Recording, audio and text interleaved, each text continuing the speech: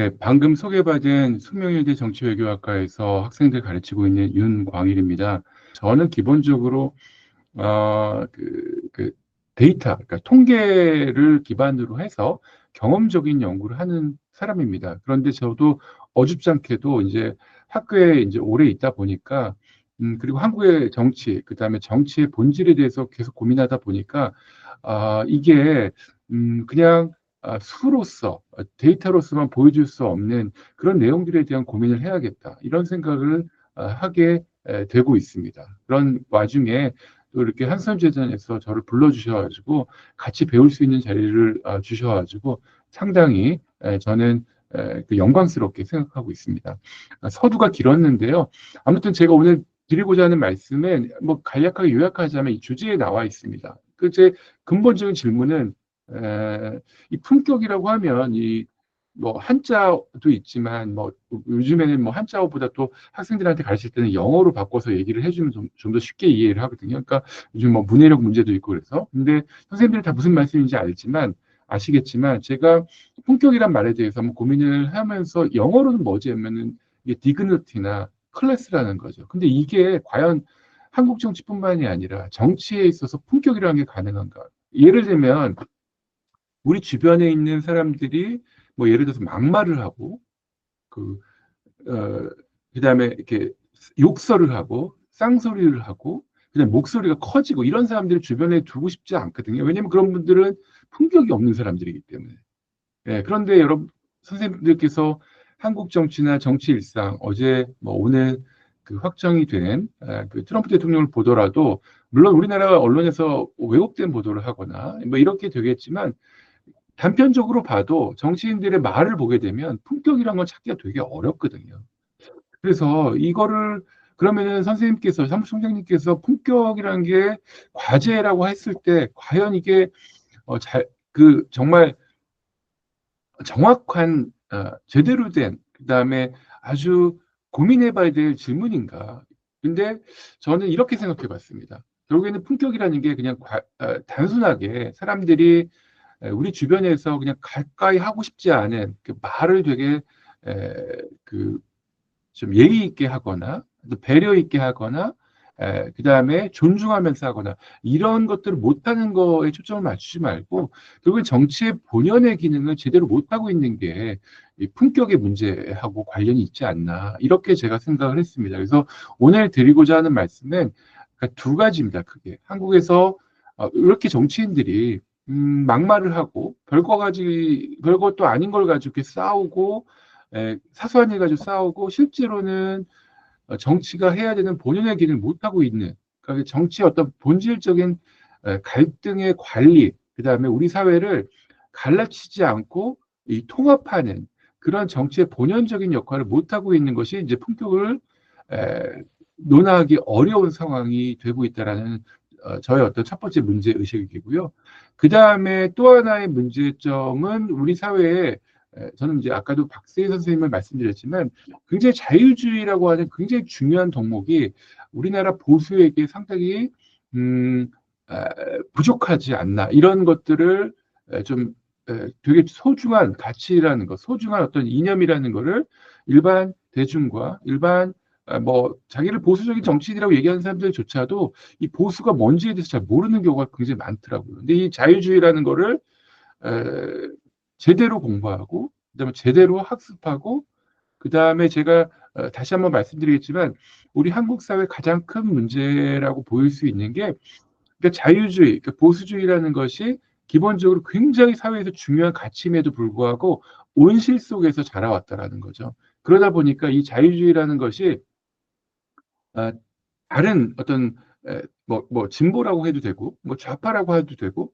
어떤 의미에서는 굉장히 급진주의적이고 또 어떤 의미에서 시대착오적인 이런 사고 체계와 제대로 된 어떤 경쟁을 하지 못하는 이런 상황이 우리 사회의 어떤 이 사고의 어떤 대안적인 정책적인 그러한 제시에 있어서 어떤 깊이가 부족한 혹은 일방적으로 특정한 사고 체계에 이념 체계에 끌려가는 그런 문제가 한국 사회의 정치의 본질적인 기능을 제대로 못하고 있고 않고 그렇기 때문에 어떤 품격의 문제에 대한 선생님들의 지적이 계속 나오지 않나. 다시 한번 정리해서 말씀드리자면 첫 부분에서 다 오늘 드리고자 하는 말씀을 정리하고 있는데요. 뭐 시간도 이렇게 40분 정도를 제한돼 있으니까 제가 드리고자 하는 핵심적인 말씀은 어떻게 보면 이제 양괄식으로 하겠습니다. 드리고자 하는 말씀은 한국의 어떤 정치 제도적인 문제에 있어서 갈등의 정치의 본연적인 기능인 갈등의 관리와 통합을 제대로 못하고 있다. 그러니까 이제 사소한 싸움만 하고 있다. 이걸 어떻게 해결할 것인가?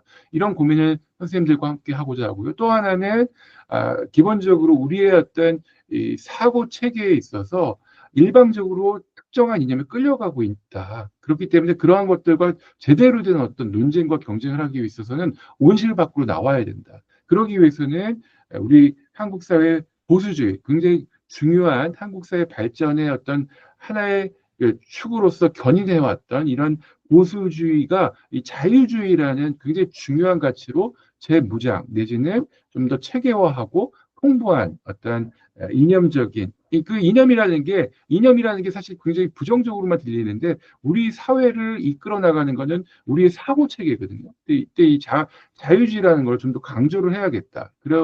그러한 취지로서 제가 말씀을 드리겠습니다.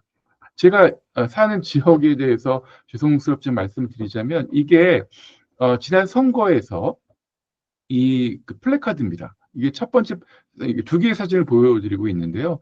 하나는 어떻게 보면 욕망에 관련된 거고요. 또 하나는 뭐 정의나 공정이나 뭐 어떤 법에 대한 문제이겠죠.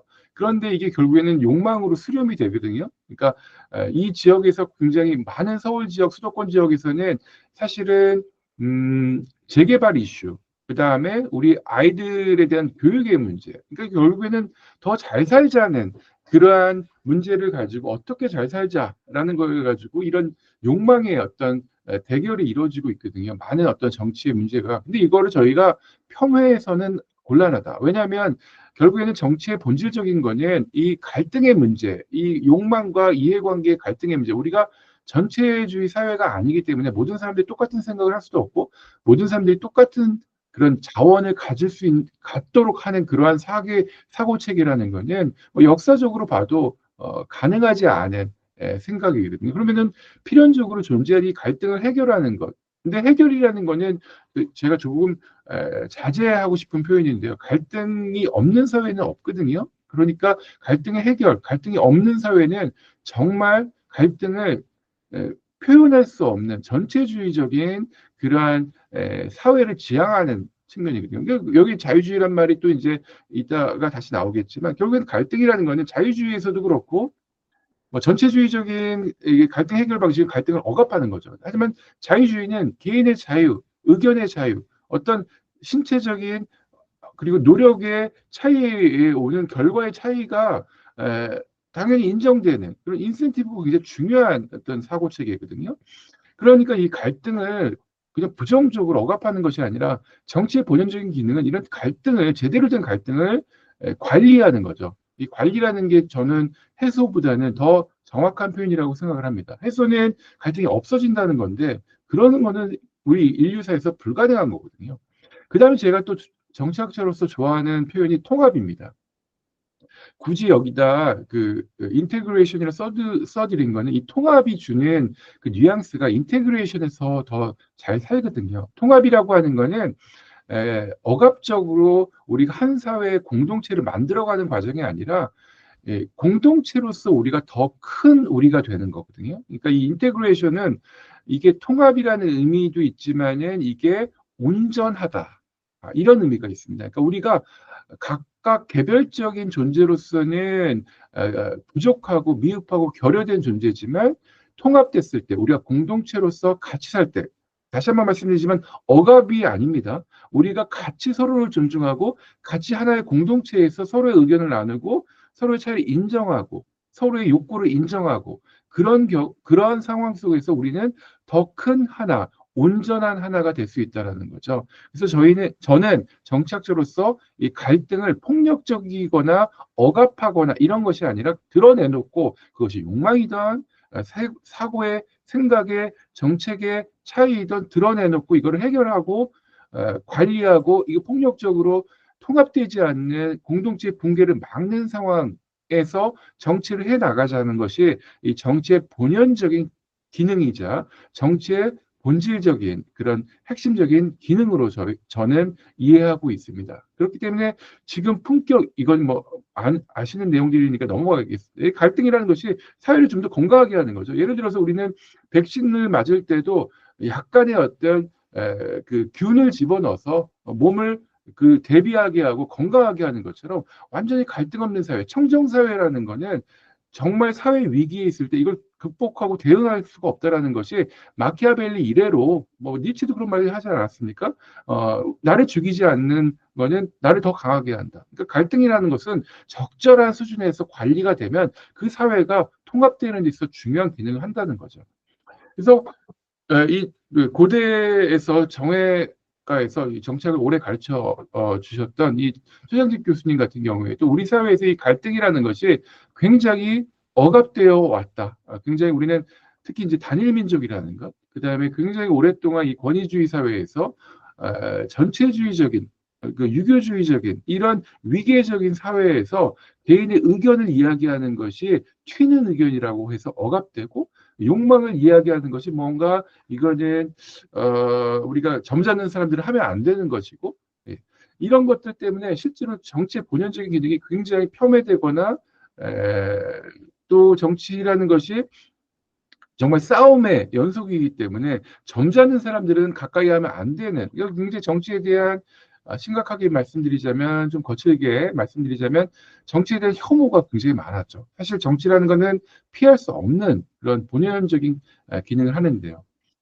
우리 사회에서는 이게 이제 이것도 헐시만이라고 하는 사람이 구분해 놓은 건데요. 우리 사회에서 필요한, 그러니까 갈등이라는 건 필요, 악이다. 갈등이라는 건 피할 수 없다. 그렇다면은 우리 사회의 갈등이라는 것은 어떻게 관리되어야 하느냐라고 생각을 우리가 바꿔야 된다는 거죠. 우리가 품격을 클래시하게 디그너티하게 이 갈등을 관리하지 못하는 것은 뭐냐면 제대로 된 갈등이 논의되지 않고 굉장히 그리고 또 극단적인 갈등만 논의된다는 거죠. 사실 이 갈등이라는 것은 이제 우리 정치학에서 현학적인 표현으로 균열이라는 표현도 많이 쓰는데요.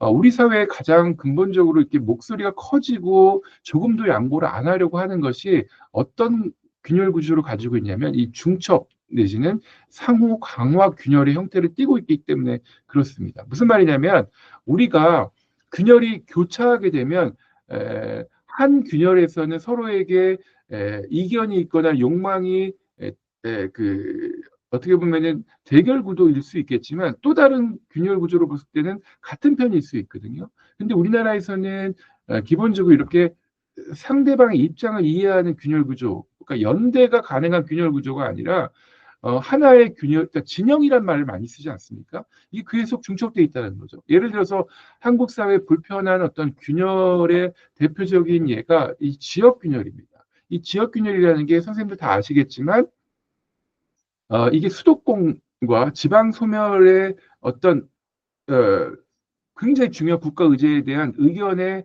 대립이 아니라 영남과 호남의 출신 정치인들이 또 각 지역에서 독점적인 정당 체제를 가지고 그 지역 내에서 경쟁이 없는 이러한 상황이 한국 사회 지역 균열, 지역주의 이런 얘기를 많이 하고 있는데요. 최근에 와서 제가 걱정되는 건 여기 물음표로 썼지만 특정 지역에서는 자기를 보수라고 생각하는 사람, 특정 지역에서는 자기를 진보라고 생각하는 사람들이 굉장히 에, 중첩되어 있는 거예요. 정치인들도 그렇고요. 그러니까 특정 지역 출신들은 대체로 자기를 보수라고 얘기하고 사실 보수의 내용에 대해서 철저한 이해는 부족하지만 또 특정 지역에서는 자신을 유권자들도 그렇고 정치인들도 그렇고 진보라고 생각하고 그다음에 북한에 대해서 조금 더 유화적인 그런 입장을 가지고 있고 이것들이 중첩되어 있다는 거죠. 그러니까 결국에는 뭐냐면 영남의 진보, 영남의 보수, 호남의 진보, 호남의 보수 당연히 존재하거든요. 그럼 영남의 진보와 호남의 진보, 호남의 보수와 영남의 보수가 이렇게 교차해서 연대할 수 있으면 예를 들어서 호남의 보수가 영남의 그러한 한국 사회의 어떤 중요한 축을 이루고 있는 그 정당에 대해서 이해도가 높아질 텐데 그냥 일방적으로 특정 지역은 특정의 보수, 특정의 이념이 중첩되어 있는 이런 상황이 한국 사회에서 굉장히 서로에 대한 이해가 어렵고 무슨 말만 하면 그 사람의 본연의 본질적인 어떤 의견, 욕망에 대해서 이해하려고 하기보다는 이 사람들은 그냥 다 보수, 다 진보. 근데 사실 그 내용도 모르거든요. 이런 상황이 한국 사회의 균열을 강화시켰고 결과적으로는 이렇게 전쟁을 벌이고 있는 나라를 제외하고는 이렇게까지 굉장히 한국 사회의 갈등 관리가 제대로 안 되고 있다. 그러니까 결국에는 정치가 실패했다. 혹은 최근에 와서 민주주의가 위기. 그러니까 국민들이 원하는 욕망의 대립, 이해관계의 대립, 정책적인 의견, 이견, 이념의 대립 이런 것들을 제대로 관리하지 못하고 사소한 어떤 그러한 문제에 대해서 목소리를 높이고 그리고 서로에 대해서 이해도도 없는 그러다 보니까 갈등이 뭐 이러한 통계는 여러 선생님들께서 많이 보셨을 거예요. 지금 OECD 국가에서 굉장히 오랫동안 뭐 여러 분야에서 상위를 차지하고 있습니다. 요 자료는 사실 뭐 언론에서 따온 것도 있지만 제가 지난번에 경제인문사회연구회에서 같이 연구를 했던 내용들을 가지고 온 겁니다. 제가. 그래서 요거는 지금 한국 사회 갈등이 굉장히 심각하다. 그래서 결과적으로는 우리 사회가 민주화가 되고 세계 경제권 어떤 지표에는 10위권이라고 하고 어떤 지표에서는 30위권이라고 얘기하는데 정말 이거 자랑스러운 얘기거든요. 우리 사회가 선생님들 아시겠지만 200년 전에 세계에서 못 살았던 나라는 지금도 대부분 못 살아요. 네. 그리고 우리나라는 뭐 결국에는 박정희 대통령께서 굉장히 중요한 어떤 경제 발전 전략을 어떤 국민들의 근면함과 이런 이 동원에 있어서 합심을 해가지고 우리 사회가 70년대까지만 해도 초반만 하더라도 북한보다도 경제력에 있어서는 비등하거나 못했었었는데 굉장히 지금 우리 사회가 한 50년에서 뭐 60년 사이에 세계 경제권 10위, 30위 이런 나라가 없거든요. 이렇게 경제적으로 상당히 높은 성취를 냈음에도 불구하고 정치가 이걸 뒷받침 제대로 하고 있지 못하고 있다. 그러다 보니까 관리가 제대로 갈등 관리가 안 되다 보니까 이 결과적으로 봤을 때 상당히 행복하지도 않고 여기 나와 있지는 않죠. 어린이들도 행복하지 않아요. 이거 정부에서 보여준 통계청의 자료를 가져온 건데요. 일은 또 굉장히 오래해요. 환경도 문제가 질이 상당히 안 좋고요. 그 다음에 여기는 나와 있지 않지만 이 그래프를 보시면은 굉장히 부끄럽습니다. 전쟁하고 있는 나라를 제외하고는 굉장히 자살률이 세대별로 골고루 높은 나라입니다. 그런데 이 정치가 이 양극화가 심하기 때문에 여기 보면 미국과 한국이 굉장히 양극화가 정치 양극화가 심한 나라의 대표적인 나라입니다. 선생님들 아시겠지만 이 한국과 그 다음에 이제 미국의 이 두 나라를 보게 되면 이스라엘은 아시겠지만 어떤 이런 종교적인 그런 인종적인 차이도 있지만 한국과 미국이 이렇게 양극화가 심하다라는 것은 우리가 대통령제의 문제를 생각해 보지 않을 수가 없습니다. 이 대통령제의 문제점에 대해서 또 한국과 미국의 공통점 뭐냐면 아시겠지만 선생님들 전 세계에서 대통령제를 하는 우리 정도의 경제권을 가지고 있는 나라는 한국과 미국 정도밖에 없거든요. 또 한국과 미국의 공통적인 특징이 또 뭐냐면 양당제를 하고 있다는 거죠. 또 하나의 또 문제는 뭐냐면 이 양당의 차이가 우리로 봤을 때는 굉장히 커 보일 수도 있지만 사실은 그렇게 크지 않습니다.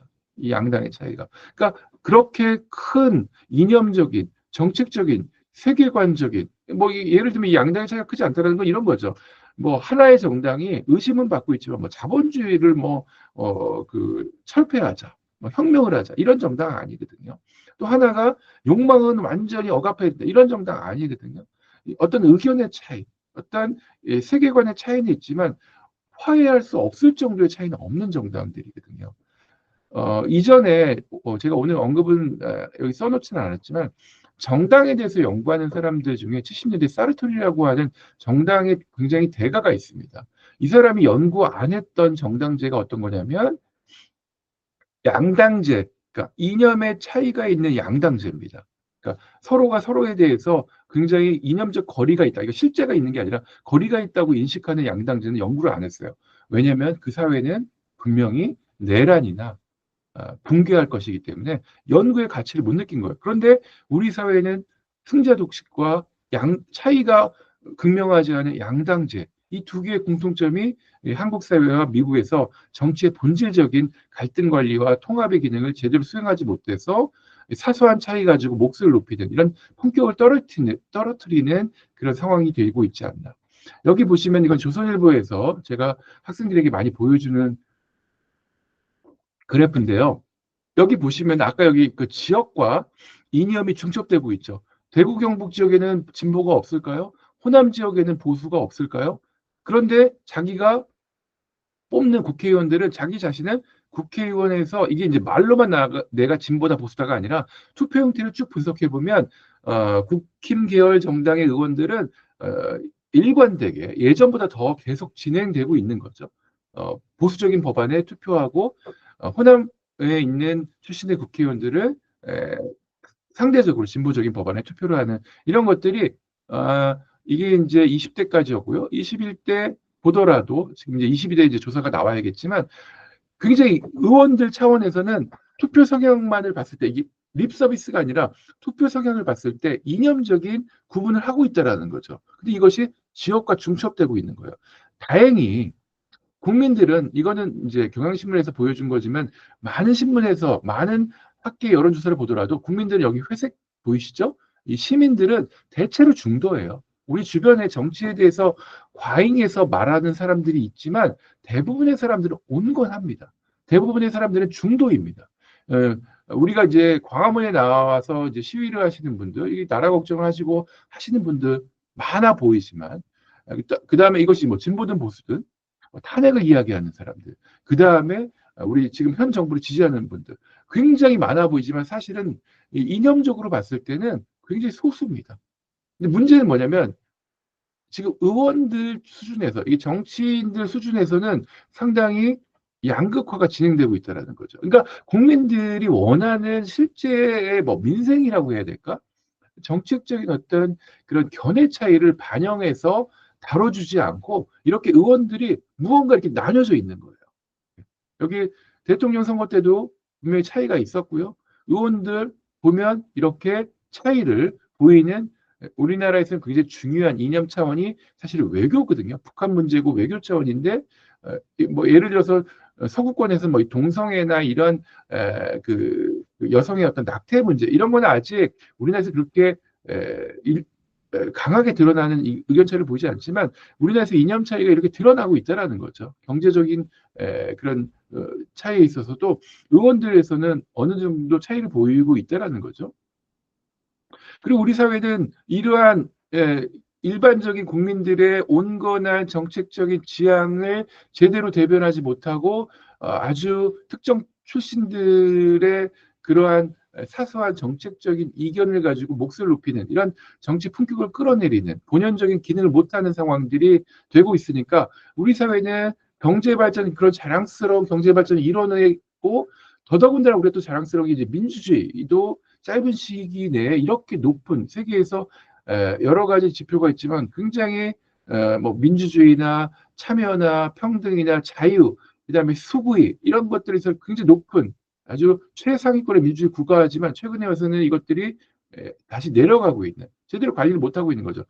끝단을 좀 확대해서 보여주는 것도 그렇지만 한국이 지금 뭐 저는 특정한 정치인이 나와서 민주주의를 위기로 빠뜨렸다고 생각하지 않고요.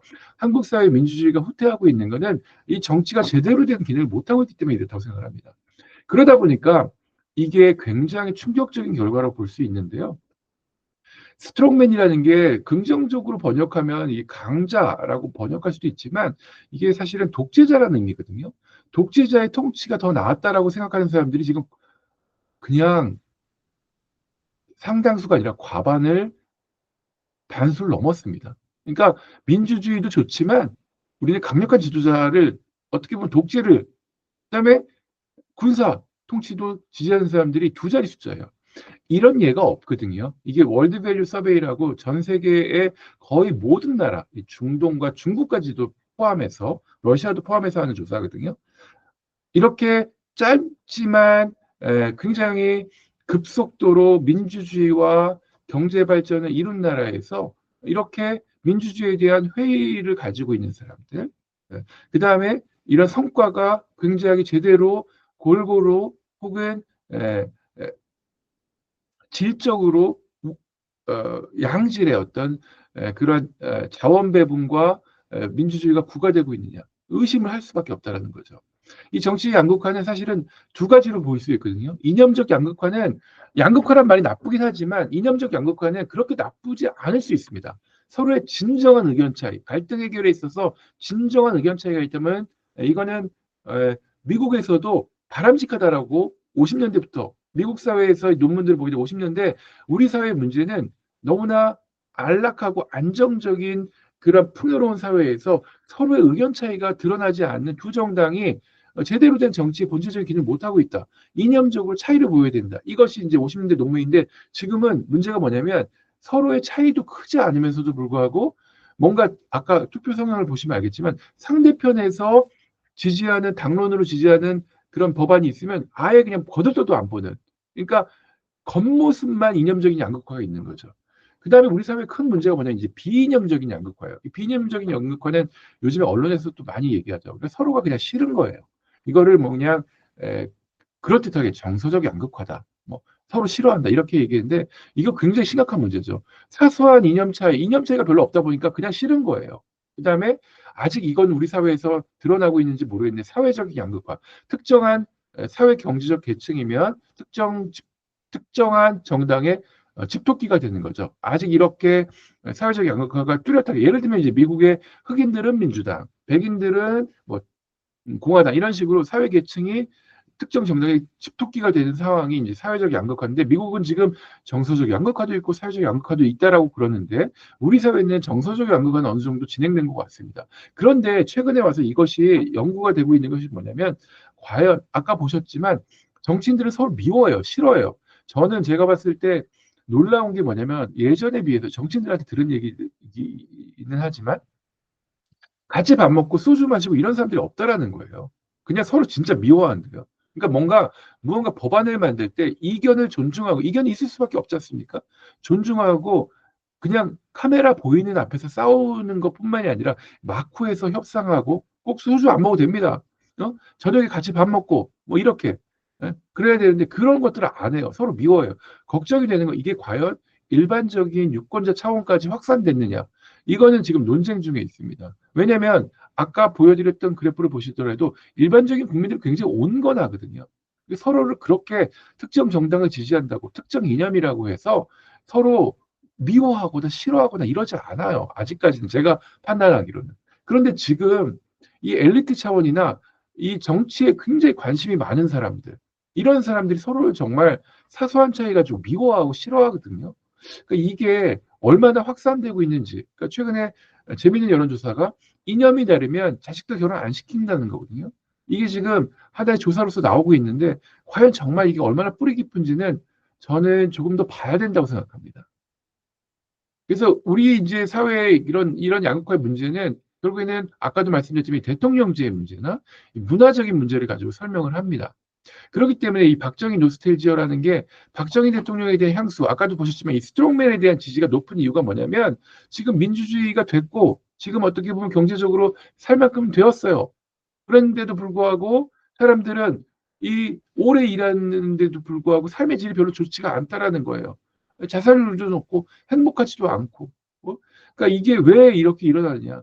그러다 보니까 우리가 한때 할 수 있다라는 마음이 국민들이 하나 합쳤던 그 힘에 그러니까 박정희 개인에 대한 노스텔지어가 아니라 우리가 무언가 이뤄냈던 그 시기에 대한 향수를 느끼는 사람들이 이제 강우진 교수라고 이제 경북대에 계신 분이 많이 말씀하시는 내용인데 박정희 개인에 대한 지지가 아니라 우리가 무언가 같이 하나 통합돼서 뭔가 이뤄냈던 시기 이게 광범위한 지지를 받고 있다는 거죠.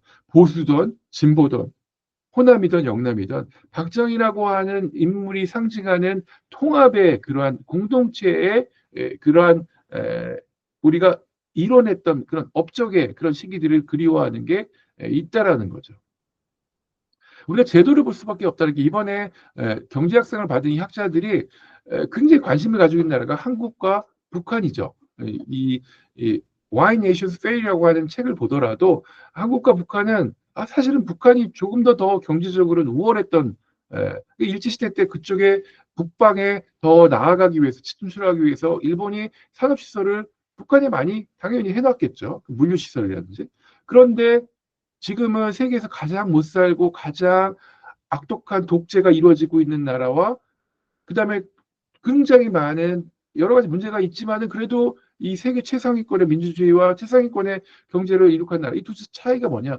결국에는 약탈적인 제도와 포용적인 제도의 차이가 아니냐. 그러니까 한국 사례가 노벨상의 수상을 갖게 하는 중요한 어떤 인사이트를 줬다는 게 또 자랑스럽다는 거죠. 한국과 북한의 차이는 이분들은 인종의 차이는 같은 인종이잖아, 같은 역사를 가지고 있잖아, 같은 언어를 가지고 있잖아. 무슨 차이지? 제도의 차이라는 거죠.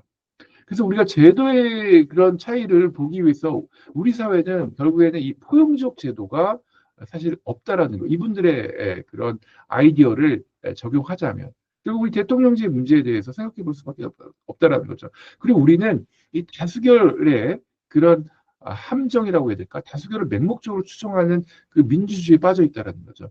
사실 다수결이라고 하는 거는 소수의 생각, 소수의 어떤 그런 지향들을 억압하는 다수결주의는 다수결의 원래 본연의 목적과는 다른 거거든요. 이 다수결이라는 거는 그 이전에 수기와 타협, 이견을 드러내놓고 협의하는 그런 지난한 과정이 전제됐을 때, 아, 그래도 해결이 안 되고 결정을 해야 될 때 다수결이 되는 거지. 우리처럼 지금 무조건 숫자가 많으면 선이 되고 진실이 되고 진리가 되는 이건 아니라는 거죠. 그러니까 우리는 협의와 타협, 수기 이게 없는 다수결이 이 포용적 정치제도의 부재를 알려주는 중요한 어떤 그 증거가 된다라는 거죠. 그러니까 대통령제 하나뿐만이 아니라 이 대통령제 문제에 대해서는 뭐 다들 알고 계시니까요. 이거 보시죠.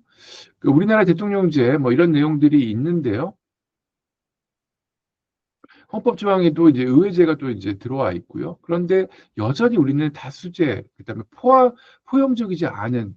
근데 아까도 이건 보여드렸던 자료인데요. 한국과 같은 경제력을 가진 나라가 민주주의 그 국가 중에 대통령제를 하는 나라가 그렇게 많지 않아요. 여기 보시면은 한국과 미국 정도 말고는 남미의 나라들이에요. 그러면은 아유 그 대통령제가 경제적으로 어떻게 보면 포용적인 제도를 하려면 이분들은 경제학자인 이유들이 있어요. 경제적으로 포용적이어야 된다는 거예요. 약자나 어떤 경쟁에서 탈락한 사람들도 같이 가게 하고 그다음에 이 사람들이 굉장히 중요한 게 사적 소유권이거든요. 그러니까 내가 이 사적 소유가 일해서 나의 정당한 노동으로 정당한 아이디어로 혁신으로서 내가 자산을 축적하면 누구도 이거를 함부로 빼앗아 갈 수 없는 그러한 사적 소유권의 제도를 보장하고 그다음에 여기서 경쟁에서 탈락한 사람들이 다시 일을 해서 자신의 노력으로 자신의 재산을 축적할 수 있는 그런 포용적인 제도를 만들자는 게 이런 그 약탈적 제도를 반대하는 이 노벨상 경제학상을 받은 분들의 아이디어거든요. 그럼 대통령제가 그러면은 문제이냐? 대통령제가 큰 문제는 아니라는 거예요. 여기 보시면은 경험적으로 이런 경제적으로 포용적인 제도가 대통령제의 승자 독식이 막았냐? 그것만은 아니라는 거죠. 이게 약간은 오래된 그 증거이긴 한데요.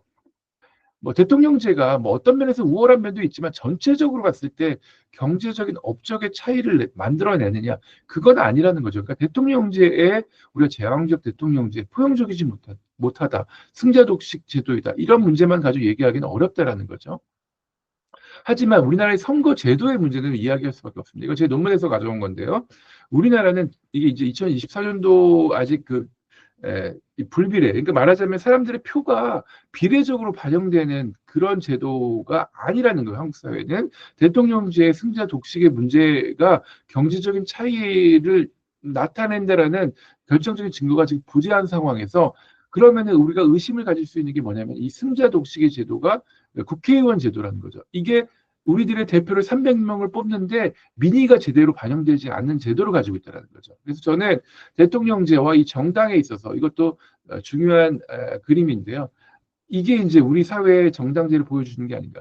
정당이 지금 시민사회, 그러니까 민간의 자율적인 영역에 그런 의사를 대변하는 것이 아니라 이 국가의 보조금, 막대한 보조금을 먹고 살고 있는 어떻게 보면 이게 이제 카르텔 정당이라고 얘기하는 것이라고 불리우는 정당제도에 가까운 건데, 그러니까 두 양대 정당이 국가의 보조금에 의존해서 다른 새로운 정당과 새로운 의견을, 그다음에 이 정치의 문제를 타파하고자 하는 혁신 세력들의 진입 장벽을 높여놔서 두 정당이 짬짬이로 국가의 보조금으로 시민사회의 의견을 반영하지 않는, 그러니까 결국에는 대통령제보다는 저는 포용적 제도가 이루어지지 못한 핵심적인 그런 제도적 장치가 비례적이지 못하는 이 선거제도, 그다음에 정당이 시민사회 의견을 받아들이지 않는 그런 제도. 그 다음에 우리 사회는 이게 정말 우스운 통계인데요. 지금 전체주의 사회인 중국 같은 경우에 당원이 7%예요. 근데 우리는 지금 20%입니다. 그러니까 당원이 전체주의 사회보다 당원, 이게 지금 제가 공식적인 중앙선관위의 2022년도 자료를 가져온 거거든요. 보시면은 우리는 정말 정치인들에 의해서 동원된 당원들이 되게 많아요.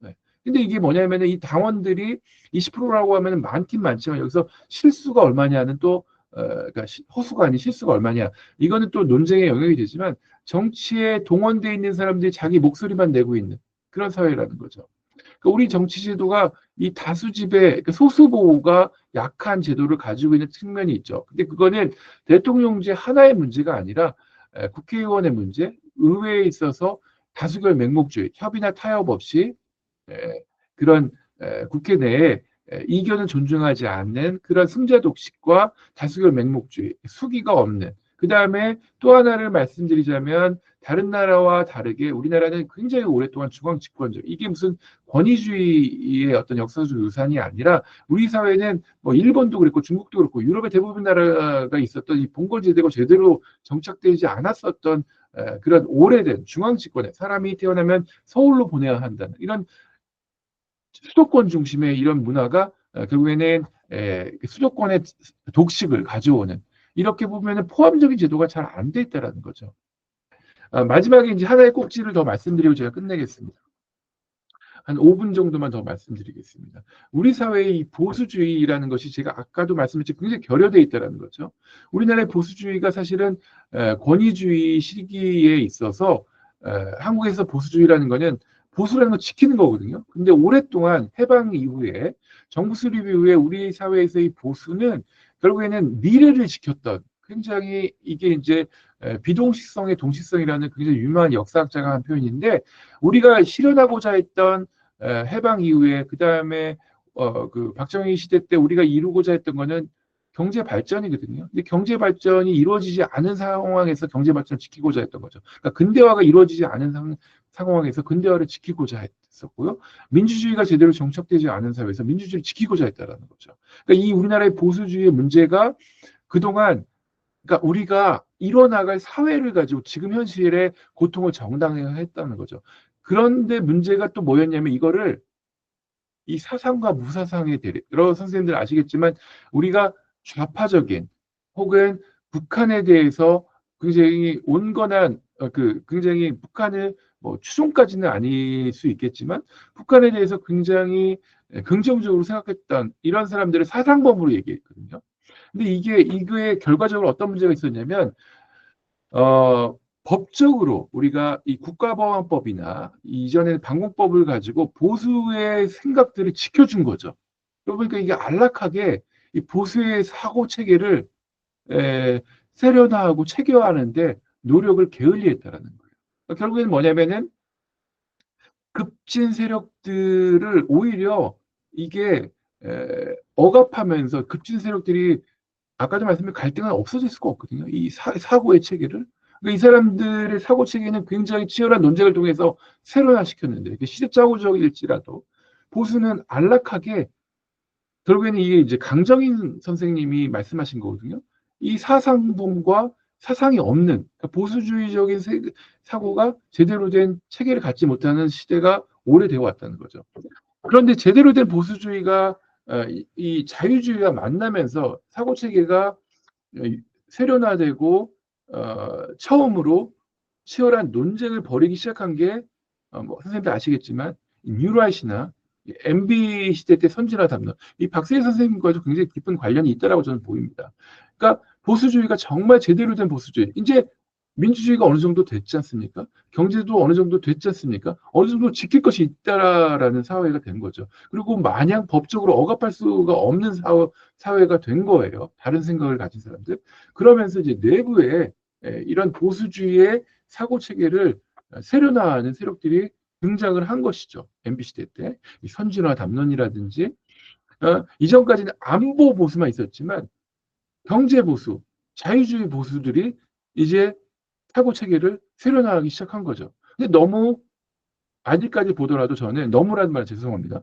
아직까지만 보더라도 이것들이 과연 대안적인 생각을 가지고 있는 사람들보다 사고 체계를 유연하게 지금 이 오늘 세미나도 선생님들이 같이 논의하는 자리라고 저는 생각하는데 좀 더 노력을 해야 되지 않을까 사고 체계를 유연하게 하는데 왜냐하면 우리 사회가 가지고 있는 이 자유의 가치는 정말 우리가 민주자유주의라고 하지 않는 이유가 있지 않습니까? 그러니까 민주는 자유를 지키기 위한 수단입니다. 그러니까 결국에는 이 자유민주주의라고 하는 거는 이 자유주의가 굉장히 중요한 거죠. 그런데 우리 사회에 자유주의가 결여되어 있다는 것은 최근에 나왔던 이미 한 몇 회가 됐죠. 저와 동년배인 판사가 썼던 책 제목이 자유주의자 선언입니다.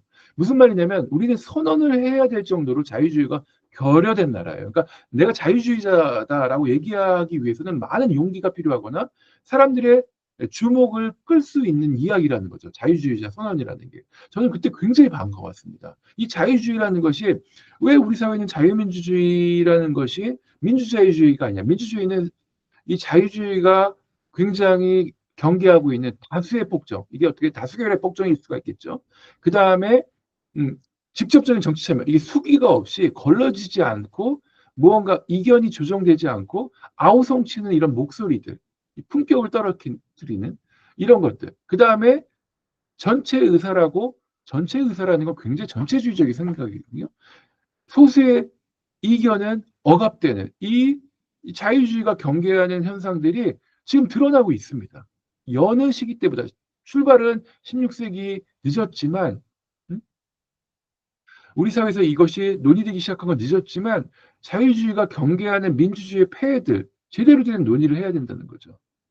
우리는 이 특수와 차이를 인정해야 되는 그렇죠? 자유민주주의는 직접 민주주의를 하지 않고 대표제 의회 정치를 가지고 있죠. 대표제 의회 정치라는 거는 분업이에요. 우리가 생계 많은 사람들이 아까 보면 중도 온건하다는 거는 뭐냐면은 일반적인 시민들 국민들은 삶의 우선순위가 정치가 아니에요.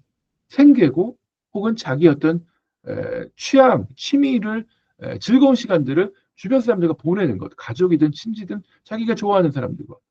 그러면 우리가 이렇게 정치에 신경 쓰지 않고 내가 좋아하는 것들, 내가 이루고자 하는 것들을 열심히 해서 이뤄낼 때 너희들 정치하라 이거거든요. 대표자. 그 대표제에서는 수기를 해야 됩니다. 논의를 해야 되는 거죠. 대표제가 일방적으로 민주라는 이름으로 의사를 결정해서 밀어붙이는 것은 아닌 거죠. 그런데도 불구하고 우리 사회가 지금 품격을 떨어뜨리는 게 차이도 별로 없는 이견을 가지고 서로 목소리를 키우는 그 근본에는 이념적인 차이에 대한 제대로 된 학습이 안 돼 있다. 근데 제가 봤을 때는 우리가 보수라고 불리우는 사람들이 이 자유주의적인 덕목에 대한 그런 그 연구와 논의가 제대로 되고 있지 않다. 이 자유주의 핵심적인 가치, 개인주의가 이해 부족돼. 이게 저는 왜 이렇게 빨간 걸로 하냐면 사실 윤석열 정부가 들어서면서 자유를 이야기할 때 저는 굉장히 반가웠습니다. 그런데 이 자유주의 핵심적인 가치는 민주주의가 아니거든요. 개인주의예요. 그러니까 민주주의는 사실은 제가 민주주의 혐오론자는 아닙니다. 민주주의 중요합니다. 하지만 민주주의가 이루고자 하는 거는 개인의 행복이지 전체라는 게 아니에요. 이 개인주의라는 게 우리 사회에서는 사실 오염된 말이거든요. 왜냐하면 우리는 그렇잖아요. 튀지 말라. 요즘의 아이들은 안 그렇지만 MZ세대라고 하는 아이들은 튀지 말라. 자기 어떤 의견을 이야기하는 거. 이게 굉장히 억압되는 사회를 오랫동안 살아왔거든요. 근데 자유의 핵심은 개인이에요. 개인의 의사, 개인의 능력, 기회의 평등을 주장하죠. 근데 자유주의가 또 평등과 대립되어 있다라고 기계적으로 배우는데 그렇지 않습니다.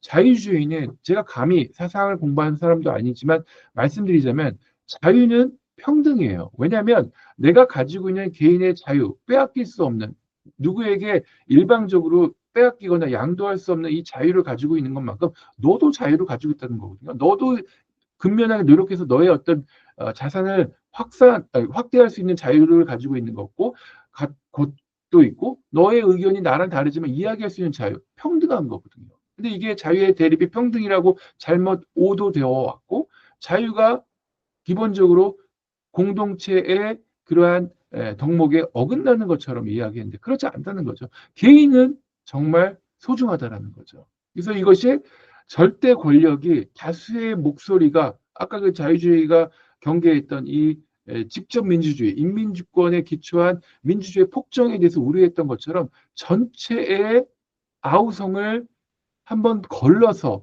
좀 더 통합된 사회로 만드는 데 있어서 우리가 몫을 내는 이런 굉장히 중요한 정치적 가치인데 논의가 제대로 안 되고 있다는 거죠. 시간이 좀 오버가 됐는데요. 다시 한번 정리를 해서 말씀드리자면 우리 사회의 포용적인 정치 제도가 제대로 되고 있지 않는 것은 대통령 문제 자체의 문제라기보다는 이 국회의원 선거에서 그리고 수도권에 집중되어 있는 정치 제도에서의 문제가 아닐까라는 생각을 좀 하고 있고요. 또 하나는 우리 사회에서는 제대로 된 이념적인 차이, 세계관의 차이가 논쟁이 안 되고 그러다 보니까 사실 굉장히 별 차이 없는 그걸 가지고 몫을 놓고 싸우고 있다는 거죠. 그러면은 제대로 된 어떤 이견의 차이의 기반을 만들어줄 수 있는 우리 사회에 보다 더 이렇게 고양돼야 되는 사고가 뭐냐? 저는 자유주의라고 보고 있습니다.